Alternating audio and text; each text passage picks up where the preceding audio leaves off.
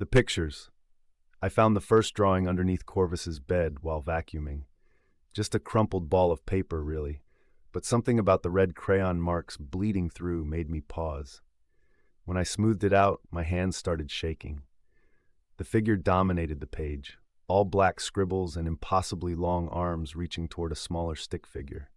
Red crayon was everywhere, not just coloring inside the lines, but wild, angry strokes that tore through the paper in places. In the corner, Corvus had drawn what looked like our kitchen table, rendered with the kind of detail you don't expect from an 8-year-old. "Corvus?" I called upstairs, trying to keep my voice steady. "Can you come down here, buddy?" No answer. Just like the last 6 months since Sherry died.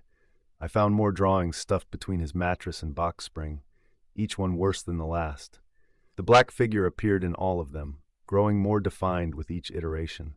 In one, it stood in our living room, those long arms reaching toward the stairs. In another, it lurked behind the swing set in our backyard where Sherry used to push Corvus for hours. That's when I called Dr. Zhao.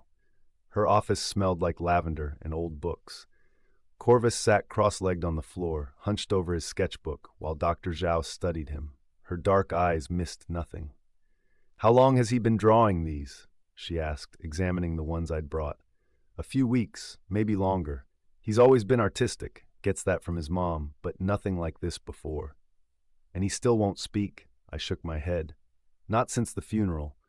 The school counselor says it's selective mutism, probably triggered by trauma." Dr. Zhao nodded, but her attention was fixed on Corvus. He was drawing again, his hand moving with unsettling precision across the page. When he finished, he stood without a word and handed it to her. It was our kitchen, detailed down to the crack in the tile by the refrigerator. The black figure stood in the corner, its head nearly touching our 8-foot ceiling.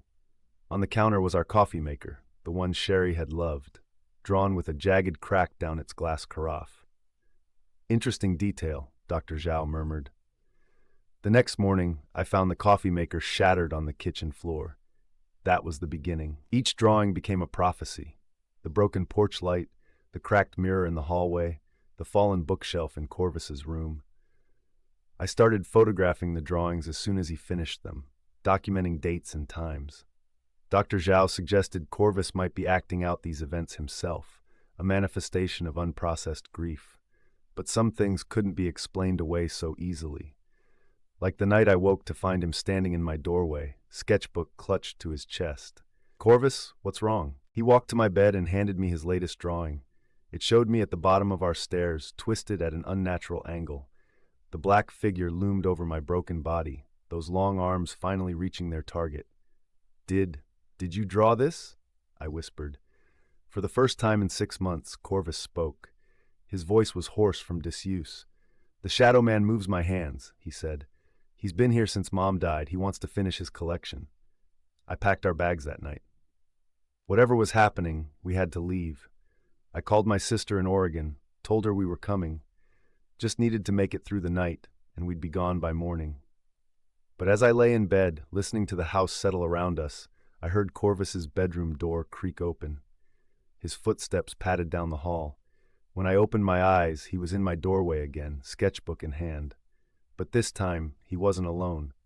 Behind him, stretching up into the darkness, was a figure made of shadows, its arms impossibly long, reaching toward me.